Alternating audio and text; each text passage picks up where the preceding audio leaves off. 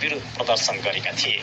खोटाङका Gen Z पुस्ताले घुस माग्ने काममा ढिलासुस्ती गर्ने र गैर कानुनी काम गर्नेलाई कारबाही गर्ने चेतावनी दिएको छ। दिक्तेल युवा समाज दिक्तेलको ब्यानरमा जेनजीले जिल्लाका सरकारी कार्यालय, नगरपालिका, गाउँपालिका लगायतका निकायमा घुस माग्नेदेखि भ्रष्टाचार गर्नेलाई ठाउँका ठाउँ कारबाही गर्ने चेतावनी दिएको हो।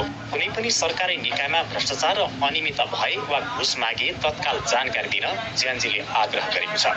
भ्रष्टाचार र अनियमितता भएको खबर दिनका लागि अपील गर्दै जेनजीले 5 युवाको सम्पर्क नम्बर सार्वजनिक गरेको छ। हामी तपाईहरूको हक अधिकारको रक्षा गर्नेछौँ। अब भ्रष्टाचार सही हुँदैन। हामी सबैलाई आफ्नो अधिकार प्राप्त गर्ने पूर्ण अधिकार छ। सूचनामा भनेको छ, साथ दिनुस्, भ्रष्टाचार मुक्त समाज निर्माण हाम्रो साझा लक्ष्य हो। घुस लिने र दिने दुवै देशका शत्रु हुन्। सूचनामा दिक्तेल युवा समाज दिक्तेलका अध्यक्ष निक्सन ताम्राका र सचिव राघव बस्नेत भूपेनले हस्ताक्षर गर्नुभएको छ। दिक्तेलमा दिक्तेल युवा समाजकै अगुवाईमा जेनजीले भदौ 23 र 24 गते विरोध प्रदर्शन गरेका थिए।